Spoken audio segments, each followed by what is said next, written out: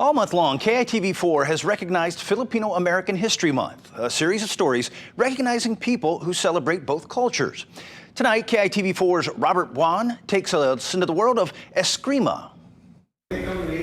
Tonight we're in downtown Honolulu with a Filipino martial arts group to learn about the ancient fighting style of Escrima. Salute. With origins in the world of fencing, the earliest forms of Escrima go back over 3,000 years. Escrimadores were part of the fighters who helped the American and Allied forces fend off the Japanese during World War II. Despite its lengthy history, Escrima still isn't well known, even by Filipinos. That was one of my papers in college. I interviewed 100 Filipinos, and then out of 100, 90% of them didn't know what Escrima was. Admittedly, it was almost an accident how Eric first learned what Escrima is as a young boy in the Philippines. I was 4 years old, and I heard my grandfather in the banana patch. Crazy old man, and he was whacking the banana leaves thinking that he was just crazy, but he was actually doing Escrima. Then I found out later he was an instructor. Padilla moved to Hawaii in 1967, but didn't begin any training until the late 90s. Still, there was always something drawing him to this discipline. It's kind of like it was ingrained already. I was looking for something to reconnect with my Filipino heritage.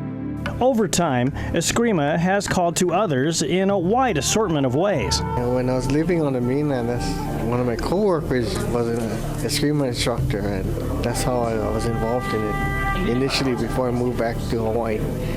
Then I've been with this club this is our 28th year. I used to read about it in magazines, and it's kind of, at the time, not that widely known about. Lemoni Dela Cruz had no idea what she was getting into when she started.